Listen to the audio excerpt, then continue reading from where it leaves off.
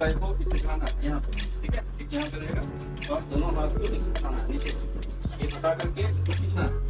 पूरा खींच और फंसाइए अच्छा से, खींच करके अपनी ओर चलाना है, इससे ये पूरा बटन जो है वो स्ट्रेच होगा, ठीक है। चलिए दोनों पैर के बीच में तकिया तौलिया गमछी उसमें लगा देना है और दबाना है, ठीक है, दबा के होल्ड करना है फिर छोड़ना है, दबा के होल्ड करना है फिर तौलिया से पकड़ लेना है, फिर फैलाइए बाहर पैर को, फिर अंदर खींचिए, फिर फैलाइए बाहर, अंदर खींचिए, फिर फैलाइए बाहर, अंदर खींचिए और करके फिर फैलाइए बाहर, फैलाना है अंदर खींचिए, फैलाना है अंदर खींचिए, फैलाना है, देखना है और पैर से इसको पूरा स्ट्रेच करना, देखना है और उठाइए,